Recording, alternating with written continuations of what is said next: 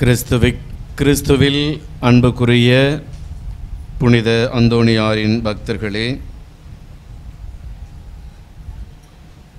புனித அந்தோணியாரின் ஆண்டு பெருவிழாவை நாம் கொண்டாடி கொண்டிருக்கின்றோம். புனித அந்தோணியார் பல சிறப்பு பெயர்களால் அழைக்கப்படுகின்றார். கோடி அற்புதர், நன்னா கழியாத நற்றவர், தப்பறைகளின் சம்மட்டி, பதுவை பதியர் என்றெல்லாம் மக்களால் போற்றப்படுகின்றவர், புகழப்படுகின்றவர். புனித அந்தோணியார் என்று நினைக்கின்ற போதே நம்முடைய நினைவிற்கு முதலில் வருவது அவர் புதுமைகள் செய்யக்கூடியவர், கோடான கோடி அற்புதங்களை செய்யக்கூடியவர் என்றும், அதிலும் சிறப்பாக காணாமற் போனவற்றை நாம் கண்டடைய செய்கிற ஒரு வல்லமை படைத்த புனிதர் என்பதுதான். காணாமற் போனவற்றை கண்டெடுக்க செய்யும் புனித அந்தோணியாரே என்று நாம் ஜெபிக்கின்றோம். இந்த ஒரு நம்பிக்கை அவர் மீது ஏற்பட்டதற்கு அவருடைய வாழ்வில் ஒரு நிகழ்வு இருக்கிறது. அவர் வாழ்ந்த துறவற மடத்தில் ஒரு துறவி இருந்தார். அந்த துறவி அலகையினால் சோதிக்கப்பட்டு அந்த துறவு மடத்தை விட்டு வெளியேற வேண்டும் என்று முடிவு செய்தார். பல சோதனை, அலகை அவரை துன்புறுத்தி கொண்டே இருந்தது. நீ இந்த துறவு மடத்தில் இருக்கக்கூடாது, நீ இங்கிருந்து வெளியேறிவிடு என்று சோதனை செய்ய, அந்த சோதனைக்கு உட்பட்டு அந்த துறவி மடத்தை விட்டு வெளியேறினார். அப்படி வெளியேறுகிற போது புனித அந்தோணியார் பயன்படுத்திய ஒரு டைரி, அதாவது அந்த காலத்தில் இது மாதிரி பிரிண்டிங் பண்ண புஸ்தகம்லாம் கிடையாது. எனவே புனித அந்தோணியார் மறையுரை ஆற்றுவதற்கும் குருமட மாணவர்களுக்கு பாடம் நடத்துவதற்கும் 150 சங்கீதங்களையும் தன் கைப்பட எழுதி வைத்திருந்தார். அதற்கான விளக்கங்களையும் எழுதி ஒரு டைரி வைத்திருந்தார். போகிற போக்கில் அந்த துறவி அந்த டைரி எடுத்துக்கொண்டு சென்று விட்டார். ஒவ்வொரு நாளும் இவர் அதிக நேரம் ஜெபத்தில் செலவிடுவார். அடிக்கடி இரவு நேரங்களிலே கூட கடவுளை போற்றி புகழ்ந்து சங்கீதங்களை தியானிப்பார்.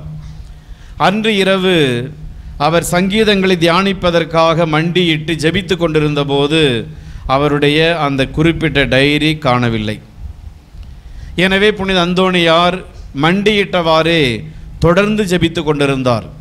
குருமட மாணவர்களுக்கு பாடம் சொல்லிக் கொடுப்பதற்கும் நான் தியானிப்பதற்கும் உதவியாக இருந்த அந்த டைரி காணவில்லை.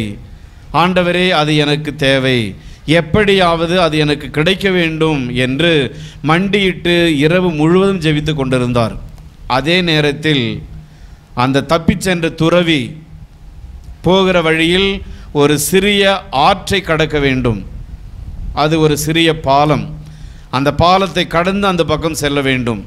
அந்த பாலத்தில் அவர் நுழைகிற போது அந்த வழியை அடைத்து கொண்டு ஒரு பெரிய உருவம், பார்ப்பதற்கு பயங்கரமான ஒரு உருவம், ஒரு கையில் பெரிய வாளை ஏந்தி கொண்டு அவர் செல்லுகிற வழியை அடைத்து கொண்டு நின்று கொண்டிருந்ததாம். அதை பார்த்த அந்த துறவி பயந்து போய்விட்டார்.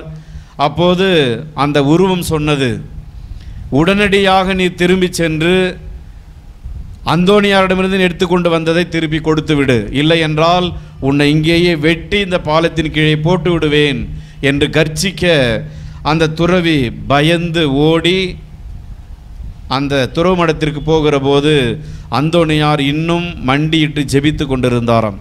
எனவே அவரிடம் அந்த டைரியை கொடுத்துவிட்டு மன்னிப்பு கேட்டுவிட்டு அந்த துறவி மீண்டும் அந்த துறவு மடத்தில் சேர்ந்தார் என்று சொல்லப்படுகிறது. இதன் அடிப்படையில் தான் புனித அந்தோணியார் காணாமல் போன பொருட்களை கண்டெடுக்க செய்ய வல்லவர் என்ற ஒரு பக்தி மக்களிடையே பரவியது. புனித அந்தோணியார் இறந்த பிறகும் கூட காணாமற் போனவற்றை, காணாமற் போன மனிதர்களை கண்டுபிடித்து கொடுக்கக்கூடிய வல்லமை படைத்தவராக இருந்தார் என்பதை நாம் பார்க்கின்றோம். அரேபிய நாட்டை சேர்ந்த ஒரு மனிதர் தன்னுடைய மனைவி 5 வயது குழந்தையோடு தமாஸ்கு நகருக்கு சென்று கொண்டிருந்தாராம். அப்படி போகின்ற போது அந்த காலகட்டம் உலகப் போர் நடந்து கொண்டிருந்த சமயம். எனவே இந்த மனிதர் தன்னுடைய மனைவியையும் மிஸ்லர் என்று சொல்லப்படுகின்ற தன்னுடைய மகளையும் பிரான்ஸ் நாட்டில் ஒரு பாதுகாப்பான இடத்தில் விட்டுவிட்டு இவர் அந்த இராணுவத்தில் சேர்ந்து உலகப் போரில் ஈடுபட்டு கொண்டிருந்தார். அந்த உலகப் போரெல்லாம் முடிந்த பிறகு தன்னுடைய மனைவியும் பிள்ளையும் பார்ப்பதற்காக பிரான்ஸ் நாட்டிற்கு திரும்பி வருகிறார். ஆனால் அங்கே அவர்கள் இல்லை. எவ்வளவோ தேடி பார்க்கிறார், அலைகிறார். எங்கு தேடி பார்த்தாலும் அவர்கள் இருவரையும் கண்டுபிடிக்க முடியவில்லை. பல ஆண்டுகள் அவர் தேடி தேடி மனம் சோர்ந்து போன அந்த சூழ்நிலையில் அவருக்கு தெரிந்த ஒருவர் அவரிடம் சொன்னாராம், எங்களுடைய மதத்தில் காணாமற் போனவற்றை, காணாமல் போன மனிதர்களை கண்டுபிடித்து கொடுக்கின்ற ஒருவர் இருக்கிறார். நீ அவரிடம் சென்று முழு நம்பிக்கையோடு ஜெபி, கண்டிப்பாக அவர் உனக்கு உதவி செய்வார் என்று சொன்னாராம்.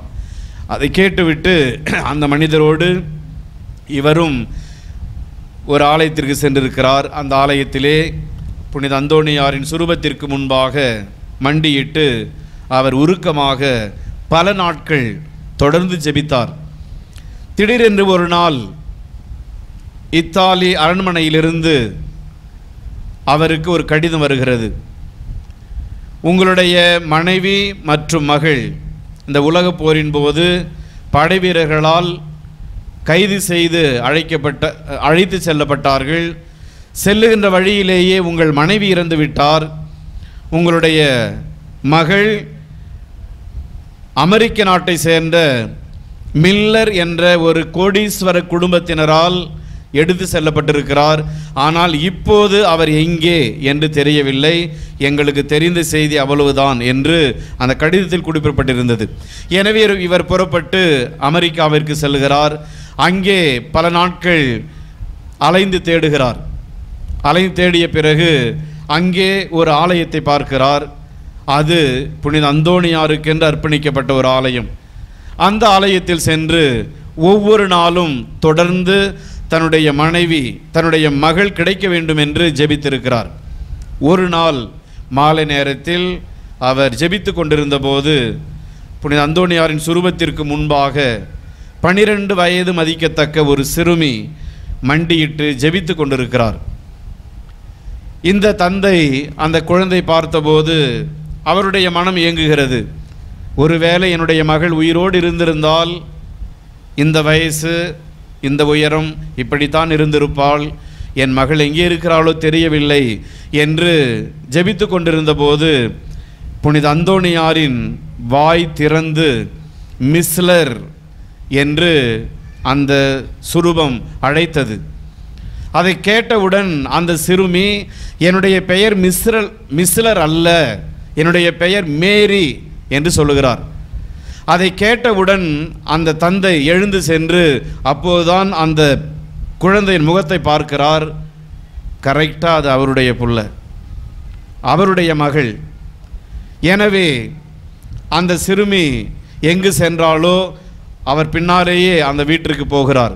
அங்கே போய் அந்த கோடீஸ்வர குடும்பத்தினரிடம் தன்னுடைய வேதனையை, தன்னுடைய துன்பத்தை சொன்னபோது அந்த மனிதர் சொன்னாராம், இது உங்கள் குழந்தைதான். பல வருடங்களுக்கு முன்பாக பிரான்ஸ் நாட்டின் தெருக்களில் 5 வயது மதிக்கத்தக்க இந்த குழந்தை அனாதையாக திரிந்து கொண்டிருந்தது. அந்த குழந்தையை நான் கொண்டு வந்து எங்களுடைய வேதத்தின்படி ஞானஸ்நானம் கொடுத்து அதற்கு மேரி என்று பெயரிட்டேன். அந்த குழந்தையின் உண்மையான பெயர் மிஸ்லர், அது உங்கள் குழந்தைதான் என்று சொல்லி அந்த குழந்தை ஒப்படைத்தாராம். அன்புக்குரியவர்கள், இவ்வாறு காணாமற் போனவற்றை கண்டெடுக்க செய்ய புனித அந்தோணியார் பல புதுமைகளை செய்திருக்கிறார். இன்று நம்முடைய வாழ்க்கையில் நாம் எதையெல்லாம் தொலைத்திருக்கிறோம், எதையெல்லாம் காணாமற் போய்விட்டது என்று தவித்து கொண்டிருக்கிறோம் என்பதை சிந்தித்து பார்க்க வேண்டும். நம்முடைய குடும்பங்களில் அன்பு, சமாதானம், ஒற்றுமை, பிரமாணிக்கம், மன அமைதி, அமைதியான சூழல் இவையெல்லாம் இன்று தொலைந்து போயிருக்கலாம். தொலைந்து போன பொருட்களுக்காக மட்டுமல்ல, தொலைந்து போன இவற்றிற்காகவும் நாம் புனித அந்தோணியாரிடம் ஜெபிக்க வேண்டும். பல நேரங்களில் பல பெண்மணிகள் தங்களுடைய கணவர்களையே தொலைத்திருக்கலாம் என்று சொல்லுகிற போது இழந்திருக்கலாம் என்ற அர்த்தம் அல்ல. கணவரை இழப்பது இறைவனுடைய திட்டம். உயிராக இருக்கிற போதே பல பெண்கள் தங்களுடைய கணவர்களை இழந்திருக்கலாம். பிரமாணிக்கமின்மையால், தவறான வாழ்க்கையினால், தவறான மது பழக்கத்தினால் கணவர்களை தொலைத்திருக்கலாம். தொலைந்து போன உங்கள் கணவர் மீண்டும் உங்களுக்கு கிடைக்க வேண்டும் என்று புனித அந்தோணியாரிடம் ஜெபியுங்கள். அதே போன்று தொலைந்து போன உங்கள் பிள்ளைகள், தொலைந்து போன பலருடைய வாழ்க்கை, தொலைந்து போன பலருடைய மகிழ்ச்சி, இவற்றிற்காக நாம் தொடர்ந்து ஜெபிக்கின்ற போது தொலைந்து போனதை இறைவன் நமக்கு மீட்டு தருவார். இன்று கத்தோலிக்க திரு அவையில் பல கத்தோலிக்க கிறிஸ்தவர்களே தொலைந்து போய்விட்டார்கள். எத்தனையோ கத்தோலிக்க கிறிஸ்தவர்கள் கோவிலுக்கு வருவதில்லை, ஆன்மீக காரியங்களில் ஈடுபடுவதில்லை. தொலைந்து போன அந்த கத்தோலிக்க கிறிஸ்தவர்களும் மீண்டும் வர வேண்டும் என்று நாம் புனித அந்தோணியாரிடம் ஜெபிப்போம். அன்புக்குரியவர்களே, புனித அந்தோணியாரிடம் நாம் நம்பிக்கையோடு ஜெபிக்கின்ற போது தேவையில் இருக்கின்றவர்களுக்கு துணை புரிகின்றவர் புனித அந்தோணியார். நம்முடைய தேவை எப்படிப்பட்டதாக இருந்தாலும் நாம் பக்தியோடு ஜெபிக்கின்ற போது அதை அவர் நமக்கு பெற்று தருவார். ஸ்பெயின் நாட்டில் டான்ட்ரி என்ற ஒரு வணிகர் இருந்தார். அவர் தன்னுடைய நாட்டை விட்டுவிட்டு தென் அமெரிக்க நாட்டிற்கு தொழில் செய்வதற்காக செல்லுகிறார்.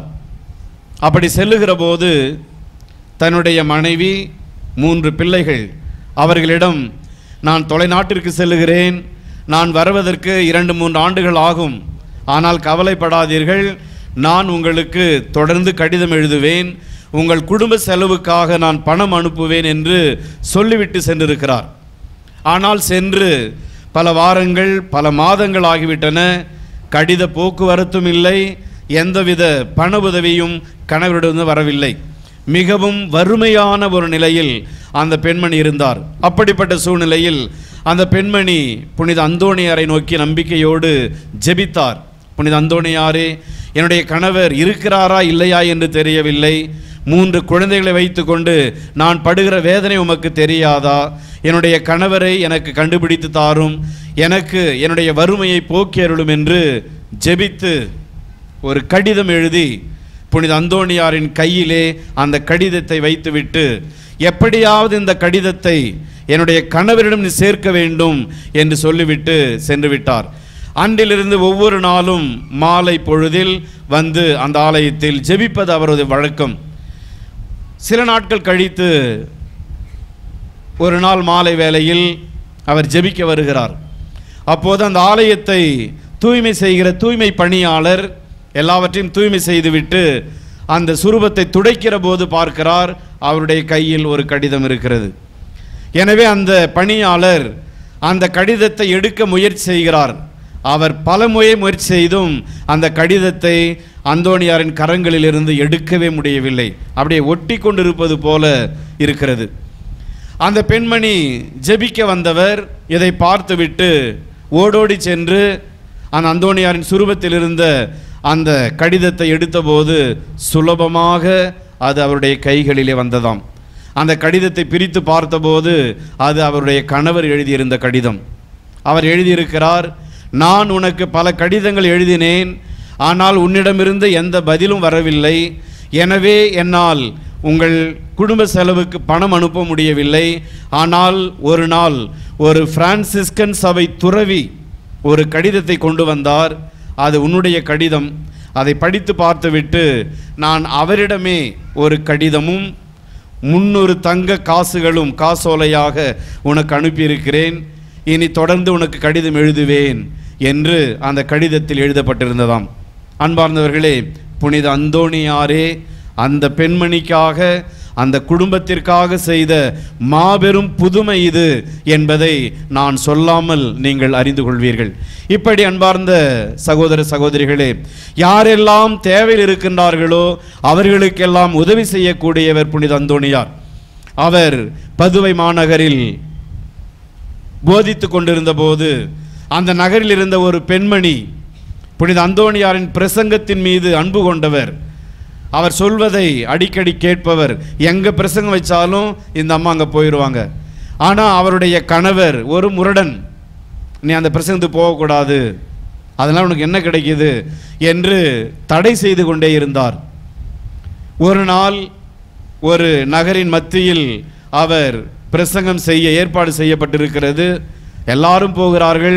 இந்த பெண்மணியால் போக முடியவில்லை. கணவன் அனுமதிக்கவில்லை. பிரசங்கம் தொடங்கிவிட்டது. இந்த பெண்மணி மாடிக்கு போகிறாங்க. அங்கே போய் மண்டியிட்டு அந்தோணியாரை நோக்கி கதறி மன்றாடுகிறார். அந்தோணியாரே, உம்முடைய பிரசங்கத்தை நான் கேட்க ஆசைப்படுகிறேன், ஆனால் என்னால் முடியவில்லை. என்னுடைய கணவர் என்னை அனுமதிக்கவில்லை. எப்படி உம்முடைய பிரசங்கத்தை நான் கேட்பது என்று கண்ணீரோடு கதறி ஜெபித்த போது திடீரென்று 2 மைல்களுக்கு அப்பால் போதித்து கொண்டிருந்த புனித அந்தோணியாரின் போதனை இந்த பெண்மணியின் காதுகளில் விழுகிறது. அவர் அங்கு போதித்ததை அந்த பெண்மணி தெளிவாக கேட்க முடிந்தது. அதை கேட்டு ஆச்சரியப்பட்ட அந்த பெண்மணி மாடியிலிருந்து ஓடோடி வருகிறார். தன்னுடைய கணவன் சொல்லுகிறார், மேலே வாங்க, வந்து பாருங்க, அவர் அங்கு பேசுவது கேட்கிறது என்று சொல்லி அழைத்து செல்கிறார். அவருடைய கணவர் மேலே செல்லுகிற போது அவருடைய கணவருக்கும் புனித அந்தோணியாரின் போதனை கேட்கிறது. எனவே அந்த மனிதர் மனம் மாறி தன்னுடைய மனைவியோடு ஓடி சென்று புனித அந்தோணியாரிடம் மன்னிப்பு கேட்டு அன்றிலிருந்து புனித அந்தோணியாருடைய பிரசங்கத்தை கேட்க அவரும் ஆசைப்படுகிறார். அன்புக்குரியவர்களே, இப்படி ஏராளமான அற்புதங்கள், தேவையில் இருக்கின்றவர்களுக்கு உதவி செய்கிற புனித அந்தோணியார் இன்றும் அதே உதவியை தொடர்ந்து கொண்டிருக்கிறார். நம்பிக்கையோடு யாரெல்லாம் அவருடைய ஆலயத்தை தேடி வருகிறீர்களோ, நம்பிக்கையோடு யாரெல்லாம் தொடர்ந்து அவருடைய பரிந்துரையை கேட்கிறீர்களோ, அவர்கள் கண்டிப்பாக அவருடைய பரிந்துரையால் விரும்புவதை பெற்றுக்கொள்வீர்கள் என்ற உறுதியை, என்ற நம்பிக்கையை இந்த நாளில் நீங்கள் வளர்த்து கொள்ள வேண்டும். புனித அந்தோணியார் குடிகொண்டிருக்கிற இந்த அற்புதமான புனித இடத்திற்கு நீங்கள் வந்திருக்கிறீர்கள். நம்பிக்கையோடு ஜெபியுங்கள். புனித அந்தோணியாரே, உம்மை விட்டால் எனக்கு வேறு யாரும் இல்லை. உம்முடைய பரிந்துரையின் வல்லமை நம்பி நான் வந்திருக்கிறேன். தொலைந்து போன எனக்கு இது தேவை, என்னுடைய தேவை இது என்று நம்பிக்கையோடு ஜெபியுங்கள். கண்டிப்பாக புனித அந்தோணியார் உங்களுடைய ஜெபங்களை ஏற்று நமக்காக இறைவனிடம் பரிந்து பேசி நம்முடைய தேவைகளை நிறைவேற்றுவார்.